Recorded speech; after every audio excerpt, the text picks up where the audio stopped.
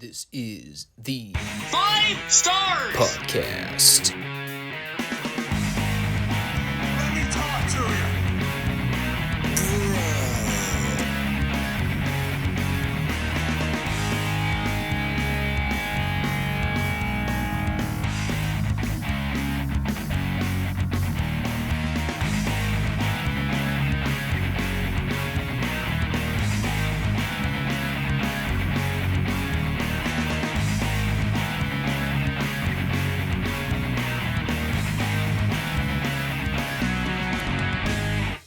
Well,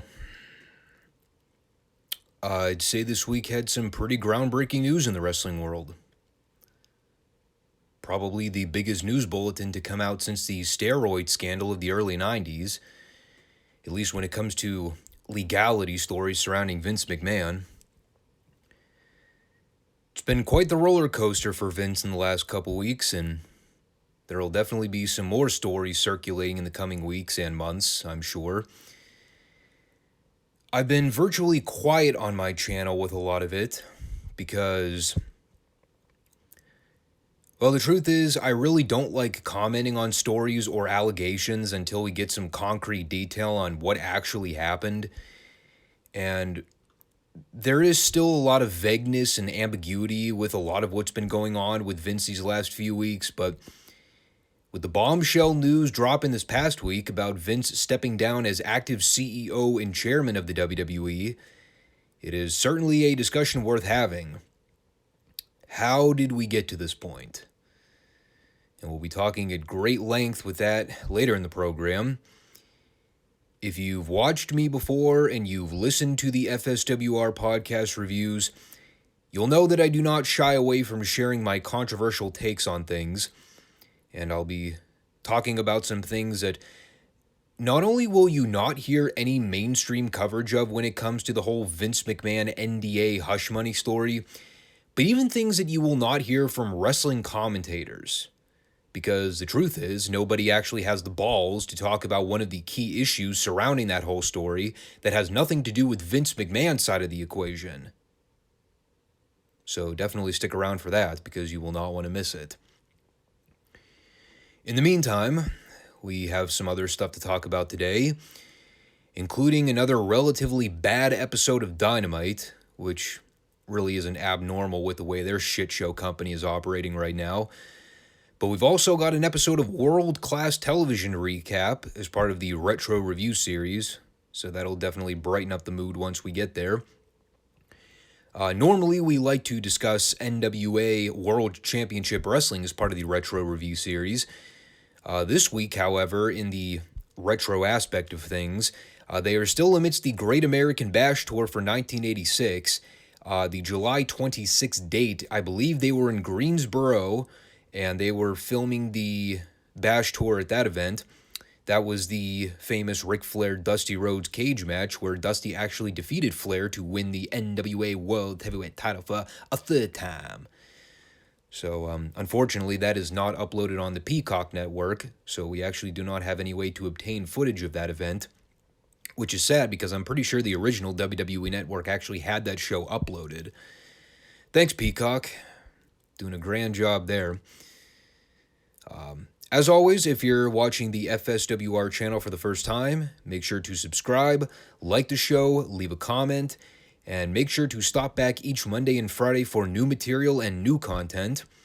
We are on YouTube and Rumble each week, doing our best to grow the brand and reach as many new viewers and new eyeballs as possible. So with your help and support, we can obtain that goal. And the best part is we don't need to have people sign private non-disclosure agreements to buy off new viewers. We just need clicks and views. And for YouTube to fix its garbage algorithm system, but that's probably not going to happen, so we'll make it work the best we can.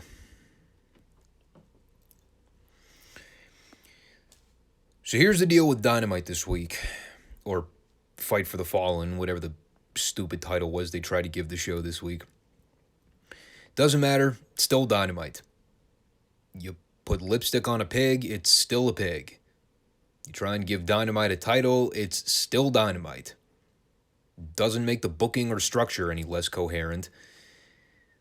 Point is, the show mostly sucked a cock, and because I'm more interested in sharing my thoughts on the whole Vince McMahon retirement story, and I want to save ample enough time for that, I'm going to kind of run down Dynamite in the most efficient but succinct manner as humanly possible. It happened, there was some stuff on it, not a whole lot of it made sense, but that really doesn't matter in the scope of how people review wrestling anymore because the modern fan base doesn't care about logic or reason, especially when it comes to this stupid program. Much of which can perfectly be summed up with the way the show opened. A completely unannounced, unadvertised, random AEW World Title match with Jon Moxley defending against Roosh. Why? I don't know. I guess because Roosh somehow obscurely climbed in the ranking system, despite having wrestled less matches on television than I have fingers on one hand. And of course, because it's a Moxley match, he bleeds less than 3 minutes into the opening bell. There's absolutely no reason for the Jews, but it's the only kind of match Moxley knows how to work. So whether or not there's any story reason to bleed, he's just going to do it anyway. Because no one's going to stop him. Who in this company is going to try and smarten this idiot up and say, you know, Mox, maybe you want to save the Jews for a bigger match? Maybe wait until there's an actual rhyme or reason to do it? Now we know why WWE kept this guy on a leash for almost 6 years. Beyond that detail, I literally have nothing to say about this match because it's every fucking outlaw indie match that I've ever ranted about on this show. Endless floor brawling, fake forearm exchanges, random biting, no selling back and forth moves and dropping one another on their heads and necks. Of course, they're immediately back up hitting moves and jumping up to their feet anyway after the fact, so who cares? Voluntary chop exchanges, it was all there. All wrapped up in a bow in some way, shape, or form in this match.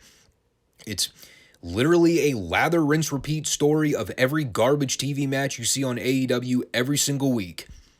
There's no versatility, there's no attempt to tell a story, it's just guys doing a bunch of random shit for 15 minutes and you forget about it the moment it's over because it has no impact. Moxley sucks. I've probably about given up on Roosh, despite having good things to say about him in the past. I don't know what happened. I mean, his Ring of Honor matches seemed fine to me, but lo and behold, he shows up in AEW and now he's trash. Perspective is key. And the other conclusion I came to is that this company needs CM Punk back yesterday. And as far as Chris Jericho coming out afterwards with a jag-off asshole squad, the only thing I'm going to say is Anna Jay is really lucky she's beautiful because she gives tree bark levels of charisma that seem unobtainable. And once again, going back to the main theme of the show, they set up Jericho versus Moxley for the world title in 2 weeks because they're going to be in Canada. And you see, Jericho is from Canada. So he's going to get a big pop because he's the home country man. Despite the fact that, well, he's supposed to be a fucking heel. Dipshits. Speaking of such, didn't take long for AEW to hit the ground running with their newest play toys, the Trios Tag Titles. Because once again, the end game is to make sure that everybody in this company has a belt in some form or fashion. Remember when AEW had a tournament to crown a Mid-Atlantic, some Atlantic, almost Atlantic champion on a pay-per-view? There was never any follow-up after the tournament was over? Who even won that match? I don't even remember.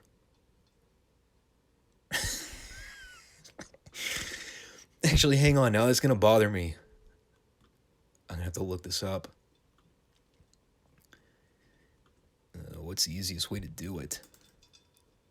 Let me just go to AEW's website and see if they even have it recognized on their roster page. They don't have the Ring of Honor champions recognized, so Lord only knows they would have their Mid-Atlantic champion or whatever the belt's called on there.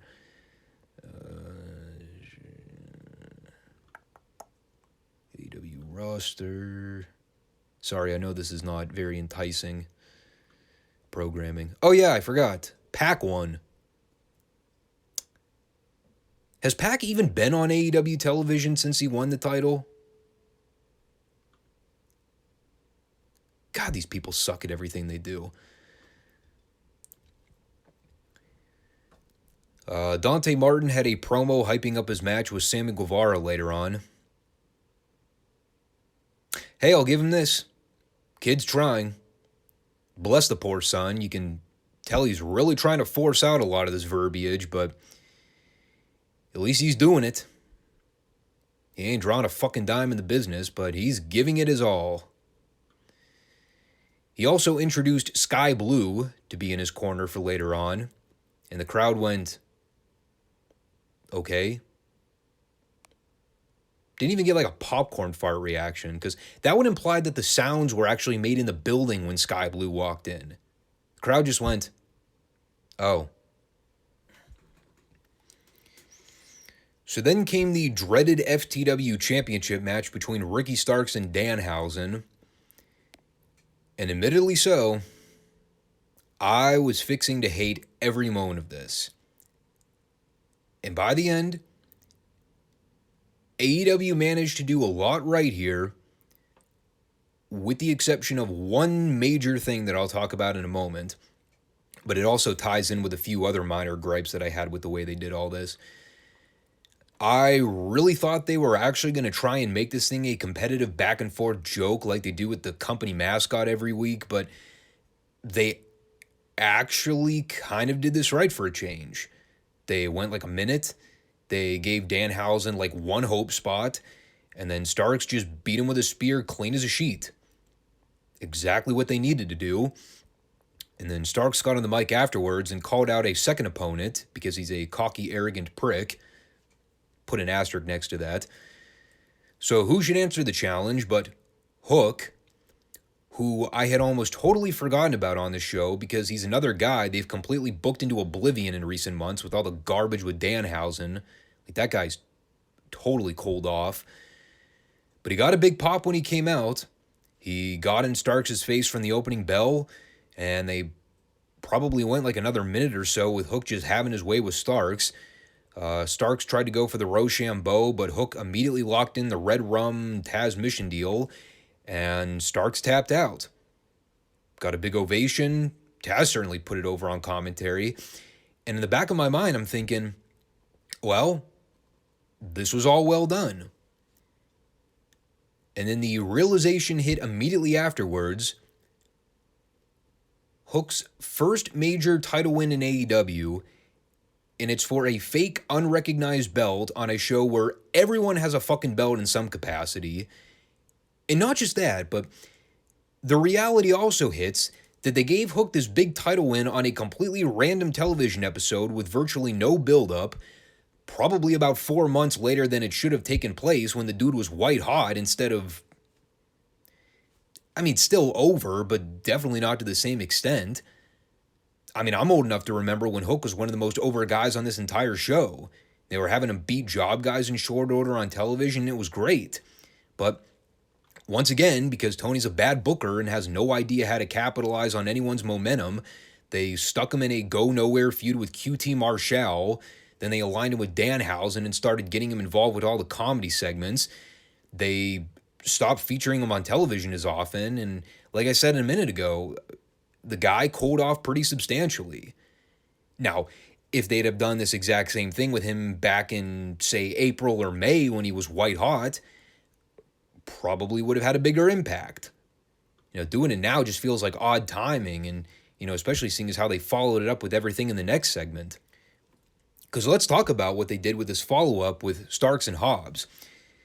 Yet another example of something that should probably work in theory, but because of AEW's piss-poor ability to bring any form of logic or coherency to anything they do, I sit here after the fact with a million questions circulating.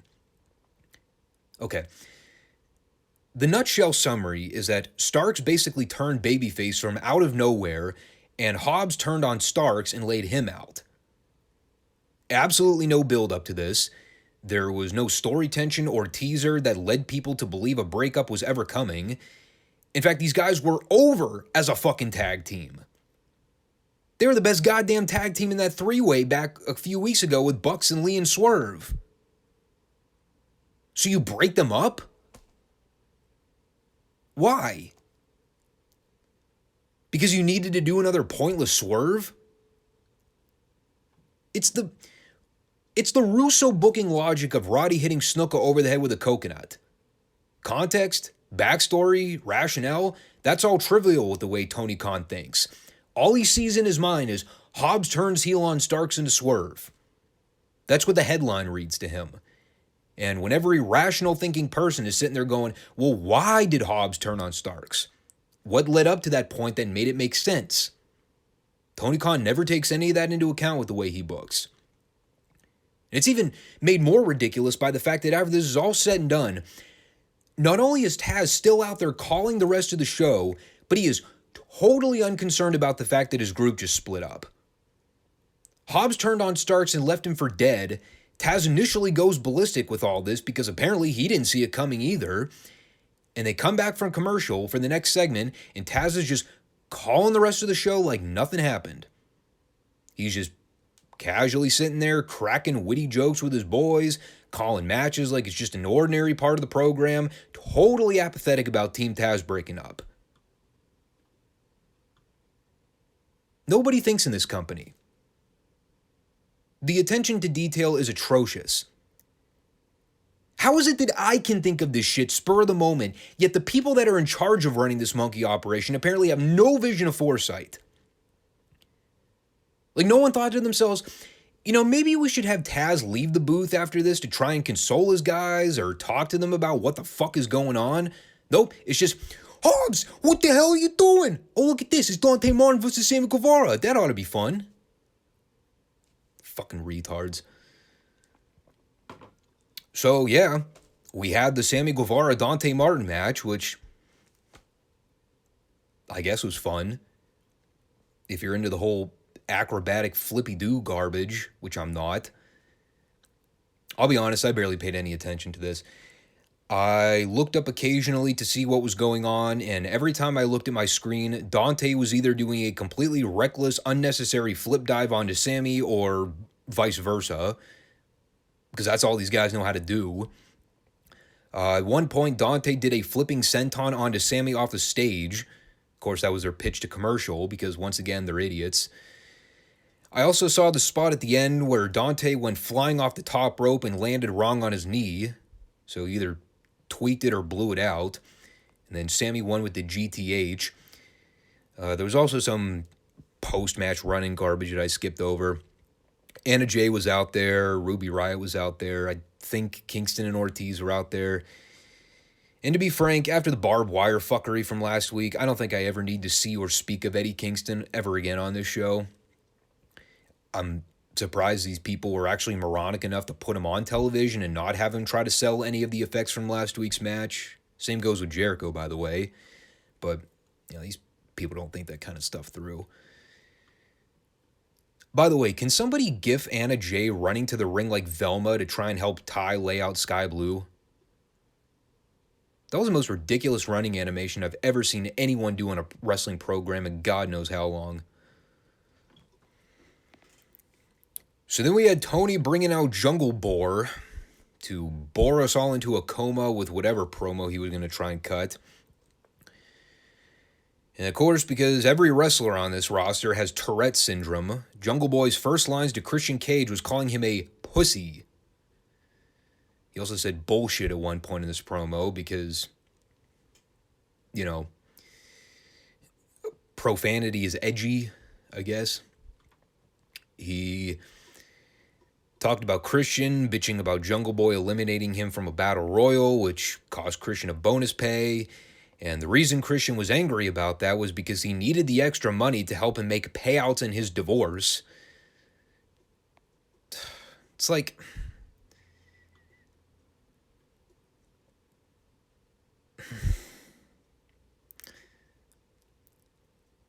he screamed a lot. He dropped a lot of one-liners and gotcha quotes and made all the fans go, ooh. But at the end of the day, sorry, I didn't believe him. Every single word the Jungle Boy spewed out here, it all just came across as overly rehearsed and contrived. Call me out of touch, call me disgruntled, call me a stick in the mud that can't find the good in anything in pro wrestling these days, but that's what it came across to me like on television. It was a really good NXT developmental level promo where you could tell he practiced his lines and tried to make it sound as convincing as possible, but you could tell a lot of the material was engineered. And despite the fact that Christian had some good stuff in his promo too, it doesn't really cover up for how badly they butchered this whole story on last week's show with Jungle Boy's return. You know, when they hit that music, he should have come barreling through that entrance tunnel with that chair, smashed Luchasaurus over the back with it, and started going to town on Christian until either Geeks ran out to break up the fight or Christian escaped through the skin of his teeth and headed over the guardrail. Instead, they had Jungle Boy come sauntering out looking like he was walking the aisle at a funeral home. No expression, just looking bland and bored as humanly possible. And after he confronts the dinosaur at the bottom of the ramp, the dinosaur just steps aside and lets Jungle Boy chase Christian up through the crowd in the most comedic manner possible. They totally killed the angle dead, and now they're trying to overcompensate by having Jungle Boy forcibly vomit out a bunch of wisecracks, and all of it was horribly acted, and now they've got a situation where, because the dinosaur is aligned with Jungle Boy again, now it is 2-on-1 advantage baby faces. So you tell me what I'm missing. Why on earth would I possibly want to see this match now? What is the obstacle for Jungle Boy to overcome? Can't be Luchasaurus because he's babyface now for no explicable reason. So what, is Christian going to try and find a partner so they can do a tag feud with the Jurassic crew? God can only hope it ain't going to be Matt Hardy, but who even knows at this point? There was a match here with Swerve Strickland where I thought he was wrestling Tony Nese, but then he pinned Mark Sterling at the end, and afterwards they showed Josh Woods standing over Keith Lee somewhere in the back, and I had no idea what the fuck was going on here, nor do I really care. That was followed with Thunder Rosa wrestling some Japanese chick that I've never heard of, which I also skipped over. Apparently she beat Rosa over in Japan or something, which is a great AEW move. Let's beat our top female champion in some minor league female promotion in Japan that no one's ever heard of. Booker of the Year, everyone. Write that down. But the ultimate question with all this, because let's be blunt, the show fucking sucked for the most part. But could it be saved with the main event? It is Bryan Danielson's return match. Let's think about it. CM Punk's gone. MJF's gone. Wardlow is apparently working the bench warmer role for the time being. God forbid we need something on this show, and even though I haven't been too high on Danielson's booking as of late, at least it's a Bryan Danielson singles match, and history dictates those usually turn out to be good. And talked about this with the Ring of Honor pay-per-view review I did this past weekend. By the way, go check that out if you haven't already. It's up on for Monday's show. Well, when Daniel Garcia is just wrestling on his own and he's not doing any of the sports entertainment comedy shtick, he's a lot more tolerable to watch. He's bland as fuck and still can't cut a promo to save his life, but I'll take whatever good I can find at this point. And Daniel Garcia, the pro wrestler, is far and away better than Daniel Garcia, the Jericho appreciator. And of course, Danielson's great, so he's calling pretty much the entire match. And they had a really good story they were playing up here. You know, Danielson was a house of fire early on. He was working total babyface in this match, hitting all his big moves. Everything makes total sense. They do a big spot where Danielson goes for a missile drop kick, but he gets the whiplash effect from landing on the back of his head. So he starts selling his neck and his head. Of course, Garcia's all over him at that point. Danielson tries to get a hope spot with doing the backflip out of the corner and hitting the ropes for the clothesline, but he ends up collapsing and favoring the head again. I will say, I wasn't a huge fan of the DDT on the exposed concrete spot, especially if it was only going to go to a commercial break. Like, come on, man. That's a finish spot.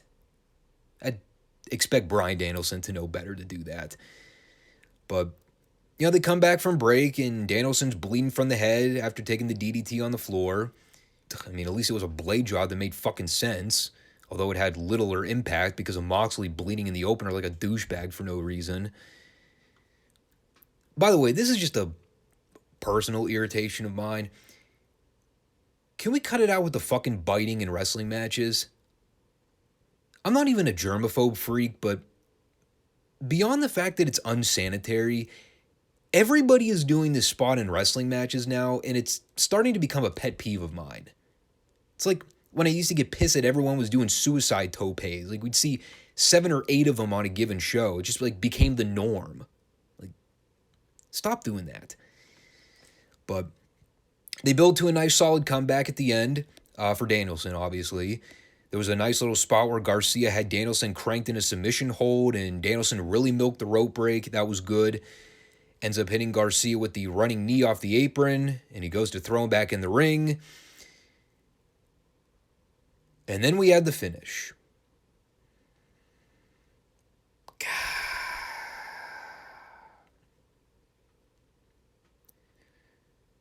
So Danielson throws Garcia in the ring. And when he goes to climb back in, a hand reaches out from underneath the ring apron and starts grabbing at Danielson's ankle. And after he manages to free himself, Garcia immediately takes advantage, hits Danielson with a pile driver, and then he puts him in a hold, and the ref stops the match.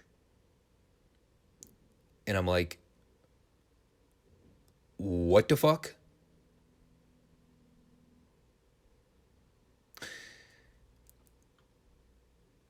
So contextually, just so we're on the same page and we're not missing anything here, Danielson's been out of action since late May, essentially.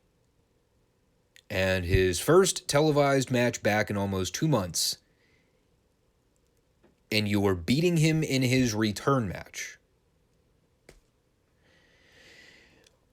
Why would you do that? And look, I'm not even trying to downplay Garcia, because despite how I may feel about the way he's been booked, the bottom line is this show has been hot garbage pretty much since the fallout to the Double or Nothing pay-per-view. Your star power is lacking. And the one fucking guy you had on your show with some actual name recognition, some actual star power, for literally no reason at all, you're beating him in his return match to an undercard geek that will never draw a dime in the business a day in his life. And that's no offense to Daniel Garcia, but let's fucking call it as we see it. Dude ain't gonna get any more over than he is right now. He ain't gonna be a megastar in the business. It's just not there. He does not have the it factor. And no matter how much Tony Khan pushes this guy, no matter how much he tries to force this motherfucker on television every single week, he ain't getting any more over. He's over to the hardcore marks, but the mainstream casual audience, he's just a dude to them. I did not get this finish. I was legitimately baffled when I saw Daniel Garcia beat Bryan Danielson basically by knockout. Clean or not, that made absolutely no sense to me. Unless Danielson is hurt and he's going to be out of action longer, which, in that case, why the hell did you even book this match to begin with? I've spent almost an entire 24-hour period mulling this over in my head, trying to think of any scenario where Daniel Garcia beating Bryan Danielson in Danielson's return TV match makes any booking sense. And for the life of me, I still can't think of one. You put a knife to my throat and told me to think of something spur of the moment, you might as well just slit my wrist or slit my throat entirely. Because I couldn't think of anything. This was probably the dumbest thing on the entire show. Think about the ground that covers. At least with the other bad segments, I already kind of figured going in that they were going to be bad. But in no way, shape, or form did I actually think that they would conclude this episode of Dynamite with Bryan Danielson laying unconscious in the middle of the ring while Jake Hager, Chris Jericho, and Daniel Garcia stood over him. That was inconceivably dumb.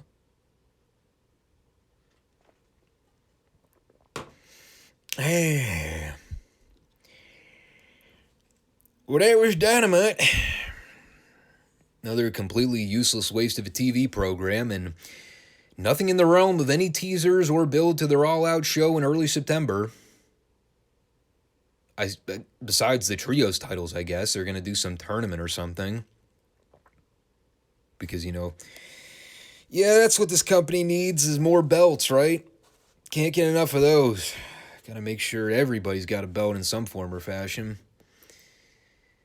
The closest thing we have to a program right now is Jeff Jericho or Chris Jarrett versus Jon Moxley for the AEW World title in Canada in 2 weeks or whatever. And not only do I have zero aspirations to actually see that match, but the one potentially good thing to come out of this show was having Bryan Danielson get a big win on his return to TV. And instead, they thought it would be a wiser decision to beat him flat in the middle of the ring via knockout as the heels stand over him at the end of the show with nobody from the Blackpool Fight Club coming out to help him. Unless the story is Danielson wants nothing to do with that group anymore and he told him to go pound sand, which in that case, good on him. I mean, what else did the show have? Team Taz breaking up with practically no story reasoning? Okay. But, I mean, who knows? Maybe something good will come out of it. At least it'll give Hobbs a major singles program, which is something he's needed on the show for a long time now. And, I mean, Ricky Starks is good. That could be a really solid program. I have no faith that they'll book it correctly because Tony Khan doesn't know what he's doing, but, well, they'll just keep on dabbling the hook over my head. And I'll just keep on swiping at that worm bait every single time, just hoping and praying that I'll be able to latch myself onto something good with this show. But until then, I'll just be floundering around and waiting for something good to show up. MJF would be a good start. But anyway, let's move on to World Class Championship Wrestling. This was the July 30th, 1983 episode. The opener was Jose Lothario versus the Mystery Masked Man, Gran Marcus. And I actually have a story here because I always like to try and give some background on any newbies that show up in the territories, even if they're mostly undercard or job guys. So I went to the Google machine and typed in Gran Marcus because I legitimately knew nothing about him and wanted to learn more about him.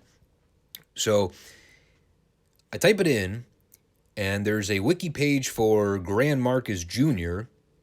I'm like, okay, maybe it's the same person, and Marcus just didn't use the suffix on television. Well, then I started reading the opening paragraph on Gran Marcus Jr., and about 3 sentences in, they start talking about how he adopted the ring name Gran Marcus Jr. in the late 80s, but that he was only storyline related to the original Gran Marcus, of which in the next sentence it talks about how he's actually wrestled the original Gran Marcus in tag matches, etc. So I have no idea if there's any information out there on the original Gran Marcus or if that's the same guy that wrestled in this match here. I have to believe it is, because if Marcus Jr. didn't actually adopt that name until the late 80s and he was going by his other ring name, Tony Benetto, up to that point, that makes me think this was the first Gran Marcus. So, yeah, all the historians out there can admonish me for not knowing who he was, and, having not really grown up watching much of the original lucha wrestling from the 70s and 80s. I mean, cut me some slack, man. It was a late millennial. What do you want me to do? Overall, it was a fine match. Solid little babyface versus heel thing.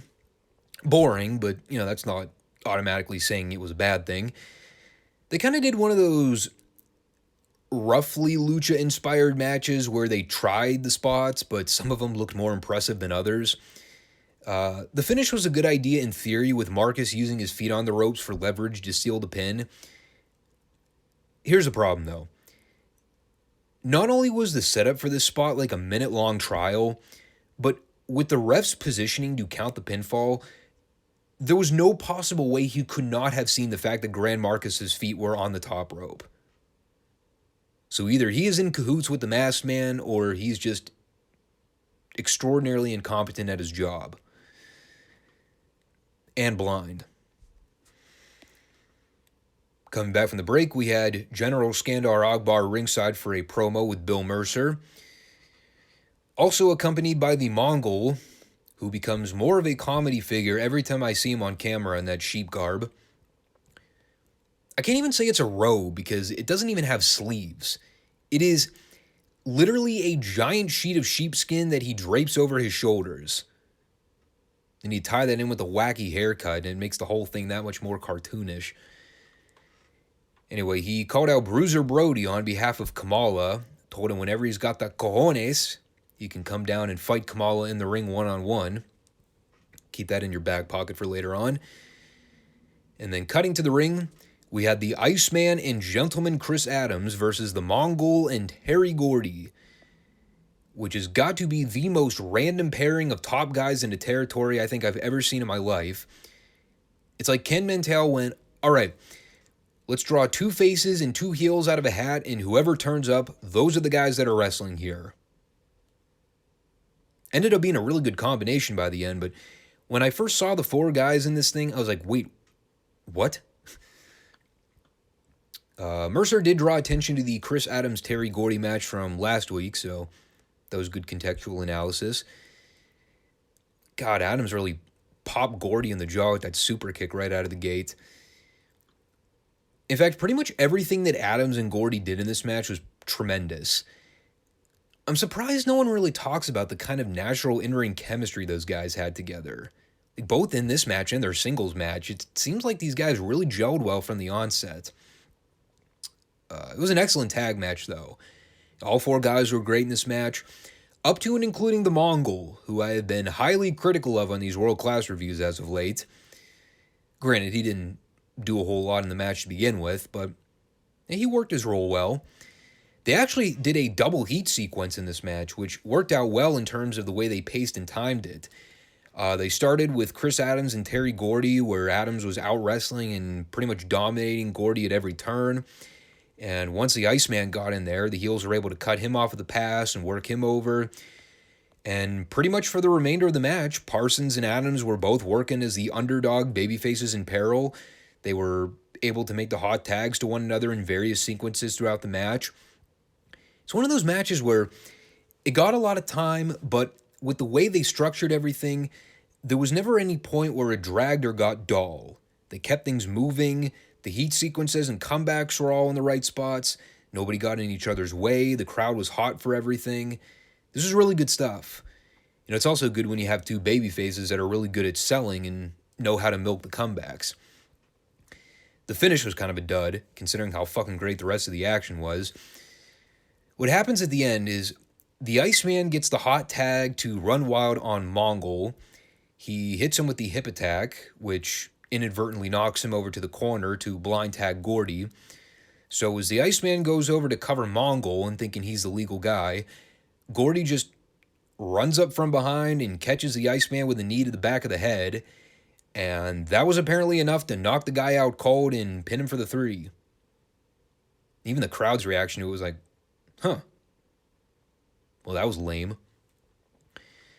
Aside from the popcorn fart finish, the rest of this thing was almost straight out of the rock and roll playbook in terms of the red hot tag action that kept people invested throughout. I mean, there's a reason people go back and watch those Rock and Roll Express tag matches, and, well, you can tell why. We had a Kamala squash against some poor sap named Rock Riddle, and no, I am not making that name up. They did say he was from Hollywood, though, so I guess that's all not surprising with the wacky stage name. I also presume there is no relation to Matthew Riddle, or whatever he goes by on the main roster now. I guess it's just Riddle. The most notable thing about this entire segment, before the run-in at the end, was the lady in the front row with the giant toy chicken. You have to see it to believe it.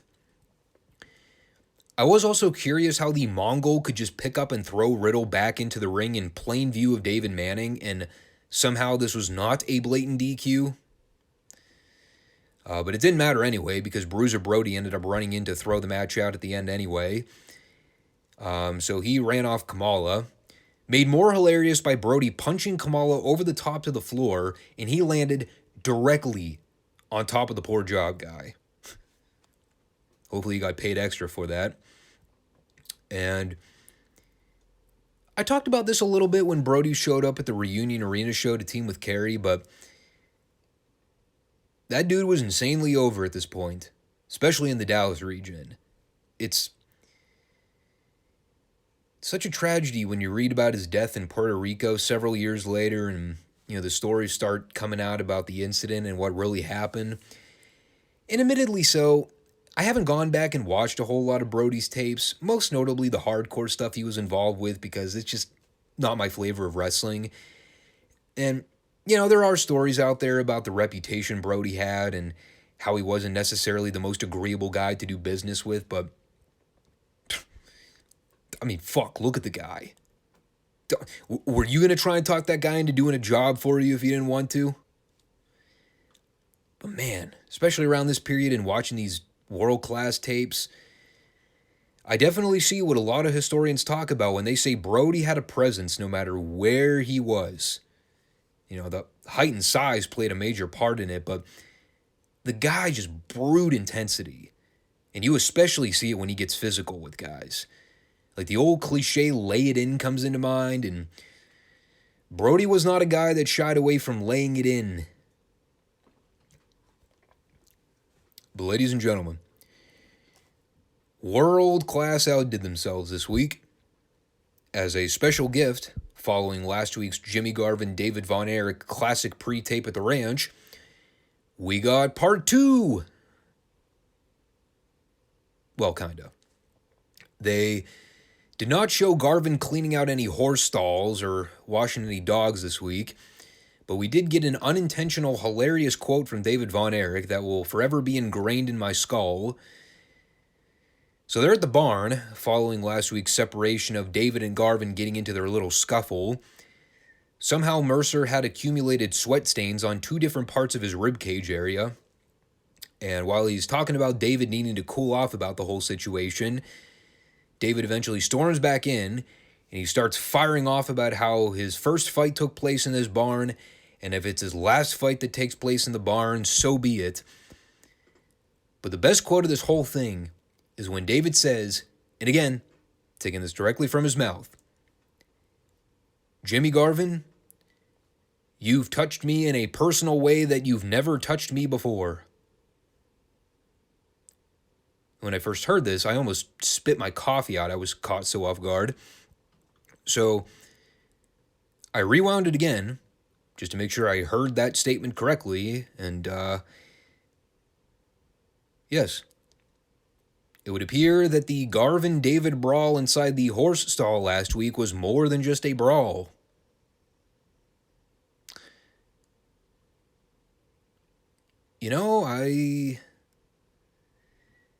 I always suspected that Jimmy Garvin was hiding something when he joined the Freebirds in the early 90s and started putting on all that glitter and feminine face paint.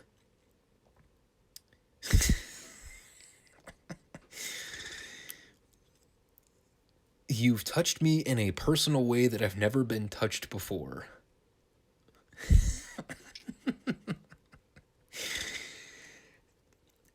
Now that line right there, that's one where you watch it back on replay.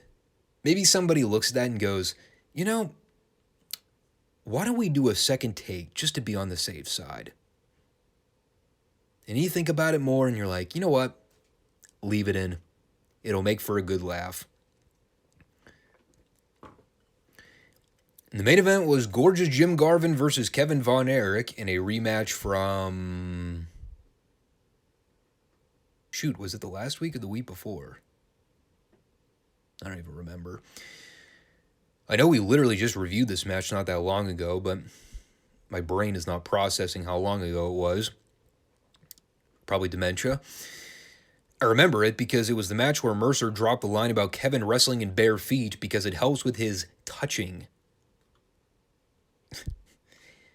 God, the innuendos on this show are just incredible at times. I also liked how Mercer's reference to the midsection cheap shot from Garvin to Kevin, he called it a low butt. And then literally moments later, Kevin hits Garvin with a right hand out of the corner, and Mercer says, and I quote, Kevin explodes all over Garvin, unquote. At this point, I just lost my shit with all these fucking sexual ambiguities. Beyond me laughing and being an 8-year-old kid laughing at sex jokes, I think this was one of those rare world-class main events where I can say it existed. Didn't go all that long, and nothing was bad in the 8 or so minute window they had to work with. They did a very basic match where Kevin worked over Garvin for most of it. Sunshine tried to feed Garvin a gimmick at the end, but after Kevin and Garvin fought for it, Kevin got a hold of it first, and Kevin made a quick comeback, hit Garvin with a splash, and he pinned him. And Garvin and Sunshine yelled at Manning afterwards. I guess in thinking they were going to get Manning to reverse the decision, because, I don't know, they're heels, I guess. With that said, it is important to remember where this all eventually leads with Sunshine and Garvin. It's not too far off from now where Garvin brings in Precious to the territory and they kickstart that whole feud with Sunshine after she turns face. Now, obviously, this accounts for why Jimmy's been doing job after job on television and getting humiliated at pretty much every turn. It's a slow burn deal they're running with, but the dots are all starting to connect now. So while it's been very subtle, and, you know, even if you're watching this for the first time and you don't know anything about where this goes in story, you know, even you can sense the impression that something's brewing with this. You could tell this is going somewhere. And then we had the final segment of the show. Buddy Roberts' dreadlock wig. That is all. I have nothing to say. There's legitimately nothing to say about it aside from this.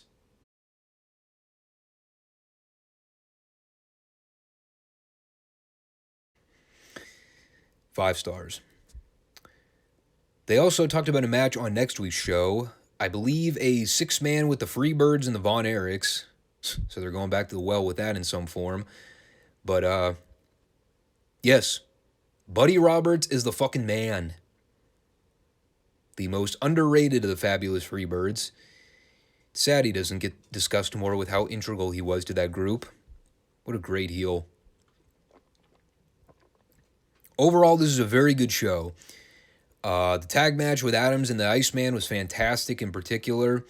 I love the build to the Kamala Bruiser Brody feud. You know, that's really gaining a lot of steam.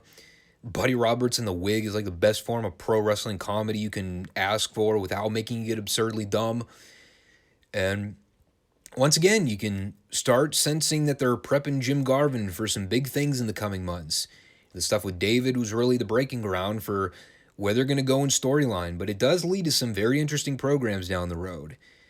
And again, we'll eventually get to see Sunshine's run as a babyface. You know, it's still unfortunate that she was really only around the business for a brief period, because as great as Precious was in the pairing with Jimmy, you know, Sunshine has been pretty phenomenal as well. Plus, she was more visually appealing to me than Precious ever was. Well, now, where to begin with this whole saga? Well, here's what I can say from the jump. CM Punk is a fucking genius. Took about a decade to prove him right, but there was a bit of practical truth to come out in his work shoot from almost 10 years ago. He did say that the WWE would eventually be run by Vince's daughter and son-in-law. I really don't think we need to use the words doofus and idiotic to apply here for the sake of discussion, but yeah, he definitely called that one. So here's the whole deal with this Vince retirement news. You know, it's easy for me to sit here and ramble off the sources that covered everything. Most people have read them, so I'm going to go into this discussion assuming that you're all caught up on what's been going on. This entire conversation is my personal take on everything that's transpired, so it's less of a news coverage and more of an opinion piece than anything. Let's begin here. When it comes to where we are with the allegations of sexual misconduct and the hush money payoffs that Vince used to buy off the silence of these 4 female staff employees, the biggest red flag of this is obviously using company funds to process the NDAs. And this is what we know right now based on the collected data. And with this being a pending investigation right now, I'm not going to insinuate or suggest anything until the investigation is completed and we start getting more clarity on what really happened. There's a lot right now that doesn't lean well in Vince's favor, and the timing of all of this is pretty suspect to me, seeing as how there's been a collective push from many individuals, both fans and staffing in the business, to try and force Vince out of that active role as CEO. You know, the guy's pushing the octogenarian stages of his life, and if there's anything that's become obvious about octogenarians running or overseeing any form of authority, doesn't bode well for the collective. Take a look at who's in the White House. But I'll tell you what my problem is with this whole ordeal. And this is mostly a conversation that's directed at the anti-Vince individuals, because based on what I've seen, what I've been able to gather, this whole conversation on whether or not Vince is guilty of taking advantage of these women is a pretty 50-50 split. You're either pro-Vince or anti-Vince, and there's not a whole lot of middle ground. I'm a believer that the truth is somewhere in the middle, and it takes 2 to tango, especially in a circumstance where you're talking about sexual interactions between men and women.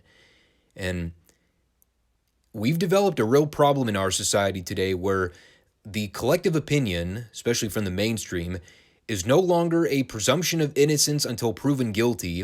It is now the opposite of that. It is the presumption of guilt, and especially when it comes to the attempt to further destroy the reputation of manhood, because patriarchy and the all men are bad movement. We live in a culture now where the collective narrative is hashtag believe all women, and it's all the man's fault no matter what the circumstance is. And women are not to share in the blame for their sexual choices or decisions. And what I'm about to say is very controversial, and I want to put a tagline here that this is not a pro-Vince or an anti-Vince statement in any way, because this is not about Vince McMahon. This is about the other party that you won't hear anybody else talk about in these preliminary discussions. I want you to ponder this question. How guilty are these women of voluntarily allowing themselves to be put in those situations? It's one thing to say that they were coerced, because what do we know? You certainly don't know that. I certainly don't know that. We weren't there. The only people that truly know what went down behind closed doors are Vince McMahon, those 4 women, and also Johnny Ace, because he was also part of the equation as well. And it may turn out that Vince truly did coerce these women into having sexual interactions with him, and he bought off their silence with company money to keep them quiet and not say anything. But if that's the case, what was stopping those women from saying no? For the paralegal, was it the questionable pay raise she got after working for the company for only about a year before essentially making double the income salary that a normal paralegal actually makes? I don't know. Seems like she was perfectly okay with that pay raise, considering she was hired back in, I believe it was 2019. So you're going to try and tell me she went almost 3 years without saying anything to anybody? What was it about now where all of a sudden her and now these other 3 women are starting to turn up raising concerns over all this? If these women complied, and these were voluntary transactional sexual exchanges, the crime is not in Vince buying off these women's silence with hush money. The crime is in using company funds to buy off their silence. We need to keep this in mind. I'm not saying what Vince did was right. I'm not condoning his actions. I'm not defending, nor am I immediately rushing to degrade Vince.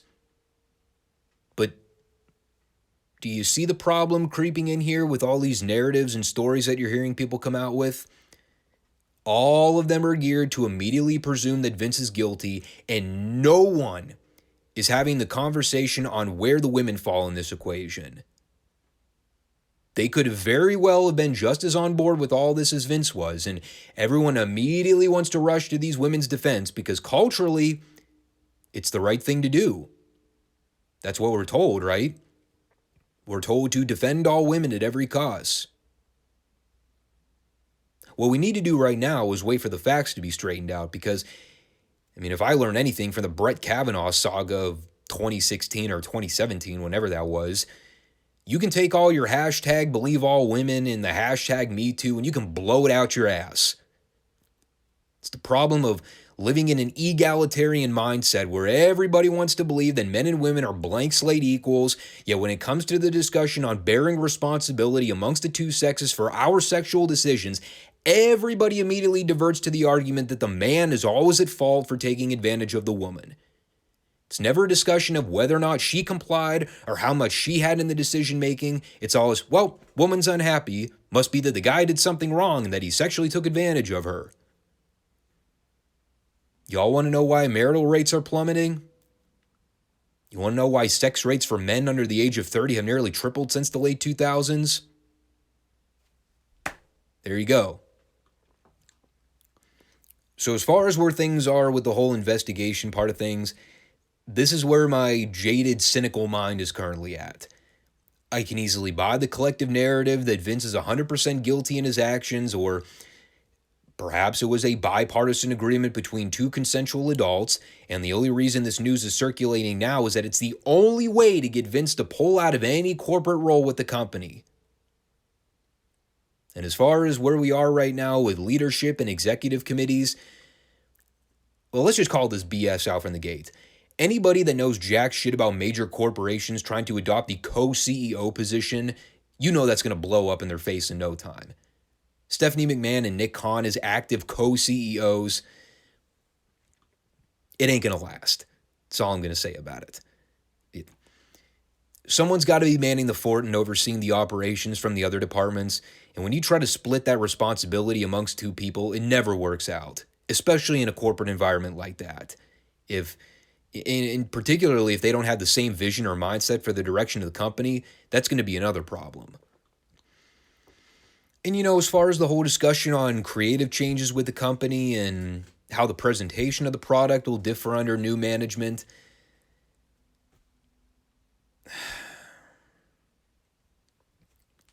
it's hard to say. I think the biggest thing that people are going to revert to is Hunter taking over the role of overseeing creative because, people have the nostalgia for the old NXT model before they rebranded everything late last year. And I guess this is where I have to play the Debbie Downer role and open up some eyes for a lot of people out there when I say I was a fan of a lot of things under the old black and gold NXT banner that everyone loves to rave about. But the important thing we have to remember is that we're also playing an entirely different set of rules at this stage. First off, let's be blunt about this. Go back and watch a lot of those old NXT TV episodes in your spare time, folks. I've binge watch a few of them here and there, especially from that 2015 to 2016 period. The shows don't really hold up like a lot of people remember. Yes, there are some good moments here and there, but there was a lot of bad shit on those shows too. As much as people pine for those old takeovers, again, there were some good matches on a lot of those shows. I literally just watched the FTR American Alpha title match from 2016, and To this day, I still think it's a way better match than the FTR DIY match from Toronto that the same people love to rave about. But there are also a lot of stinkers that I think a lot of people forget about or don't remember when they're talking about those old takeover shows. Either because they were willing to gloss over it at the time, because it was superior to what the main roster was doing, or they're just so unmemorable, people just presume that everything on the shows were good. You know, and a lot of those guys that made those NXT specials enjoyable, the Undisputed Eras, the Johnny Garganos, the Tommaso Ciampas, the FTRs of the world, most of those guys are either gone from the company or they're spinning their wheels in other avenues on the main roster. And when you look at that assembled roster they've got in NXT right now, remove Braun Breaker and Cameron Grimes from the equation, what the fuck else is there? Joe Gacy? Grayson Waller? How about that Von Wagner fella? Is that guy still around? The hell is Hunter going to do with virtually any of those people? I mean, God, don't even get me started on the girls' division down there. Lord almighty. And look, Hunter's booking philosophy is a lot more tolerable than Vince's. I will grant you that. I mean, the NXT revamp should give you all the insight you need to know about that. Two totally different visions of where they wanted to take the company. So, yeah, there are a lot of people that are optimistic about Hunter overseeing creative and having more involvement in that department. But also remember this. Hunter's been through some real health complications in the last year. And if Stephanie's vision for the company is to continue along the pathway of the comedy writers in terms of creative direction, Hunter might be able to tweak things here and there, but at the end of the day, it's still script writing. The same group of people that, oh, wait a minute, Stephanie implemented. Keep that in mind too, folks. Who's responsible for the Hollywood scriptwriters coming in to write television for the creative team in WWE? Who was the head honcho of that? Easy to forget things like that, isn't it? It's, you know, what is there to say about scriptwriters at this point in WWE? It is a giant cesspool of inexperienced writers who know virtually nothing about professional wrestling, trying to come up with a bunch of shit to write for the talents instead of establishing one booker and maybe a couple extra hands to competently construct a weekly television program that makes sense. How much is Hunter going to want to put up with that hassle? And what happens when the boys start wanting more leeway with their segments now that Vince is out of the equation? Is Hunter going to cave to certain guys and, you know, let people have more say in their direction?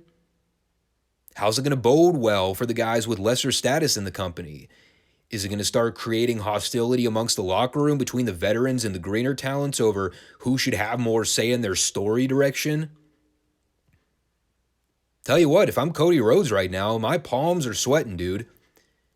After all those pot shots at Hunter on the other channel with the golden burial shovel, I'd be counting my blessings if you got Hunter overseeing Cody's direction once he's back and healthy.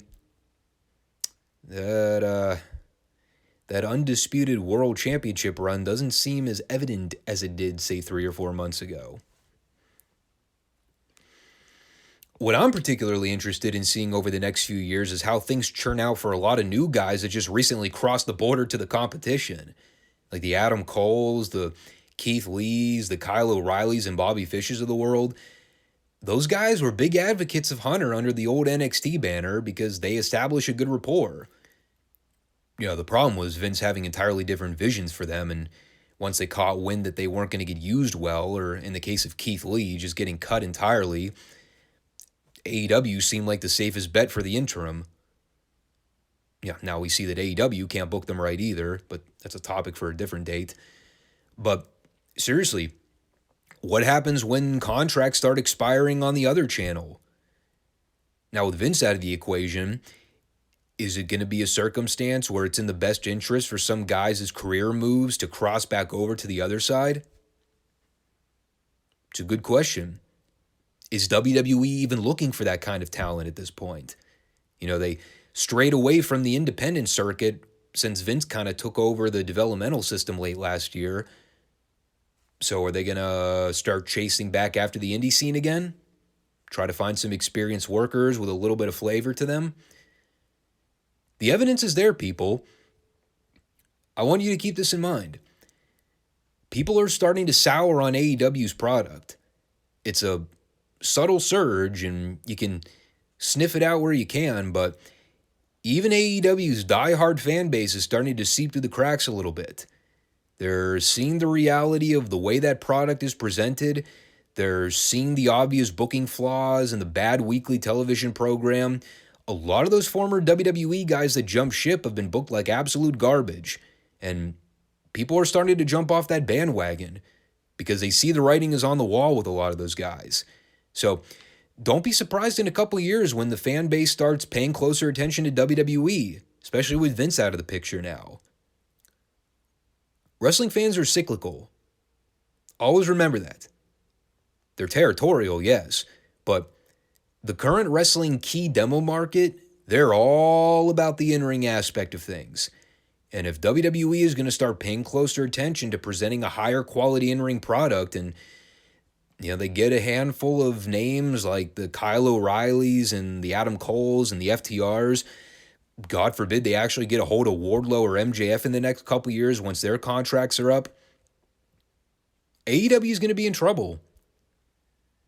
Hunter knows how to appeal to that market of fans. And there's no doubt in my mind that they'll start watching the WWE product again if guys start jumping ship en masse. The other thing, too, you have to keep in mind from the creative aspect of things is Bruce. As far as we know now, he's still going to be heavily involved in the creative department. And Bruce has been Vince's sort of right-hand man for well over 20 years now.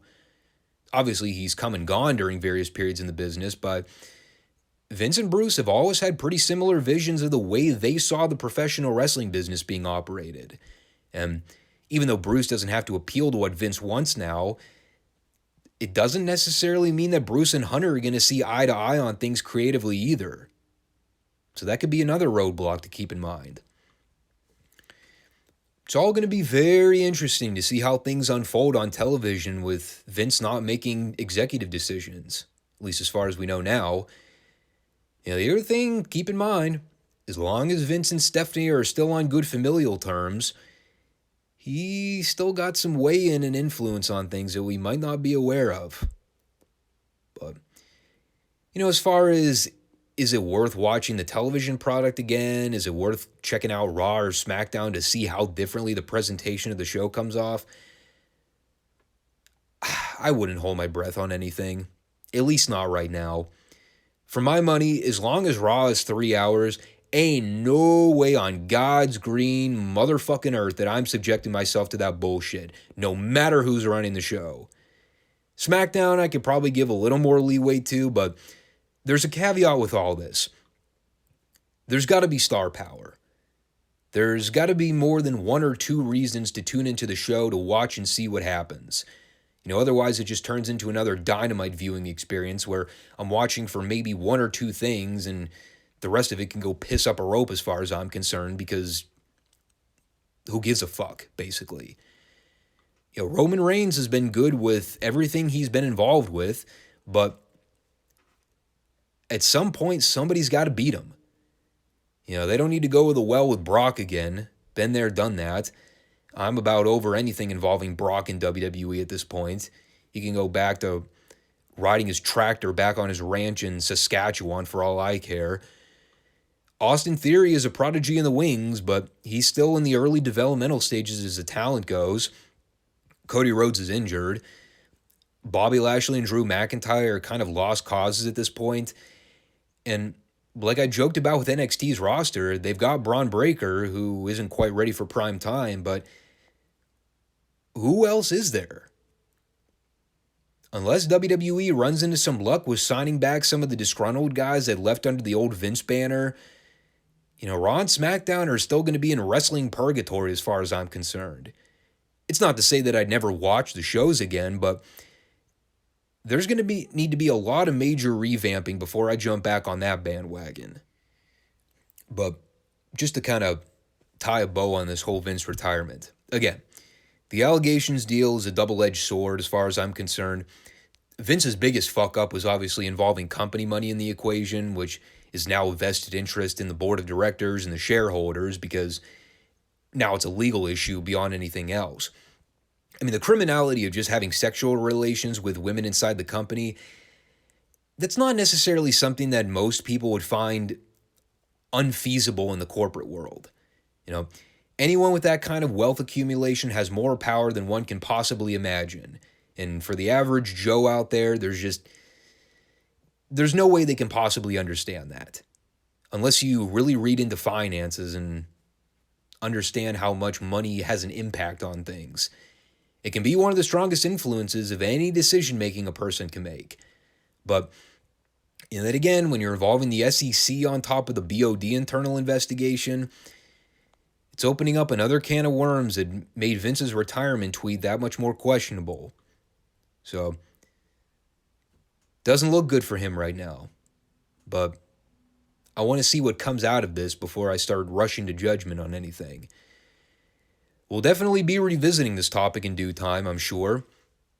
Just wanted to share my 2 cents with everything because, it's been a while since there's been any real news bulletins worth actually talking about in professional wrestling, aside from the usual boring hubbub that gets swept under the rug immediately after the fact.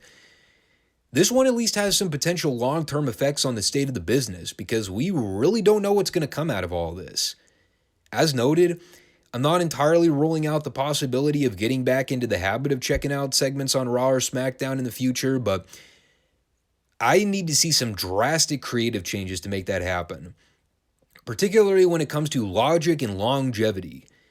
Giving me a reason to get emotionally invested in a program over a period of months at a time. That's what I'm looking for.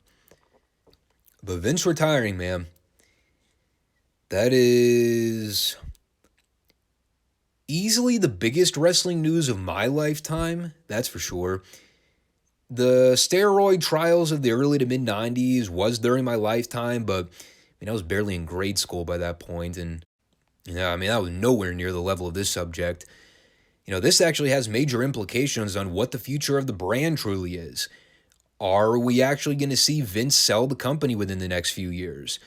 Because it's been rumored forever now that Vince has been looking to sell, but the right figure hasn't been presented to him to go through with it. Now that he's not actively involved with the day-to-day operations,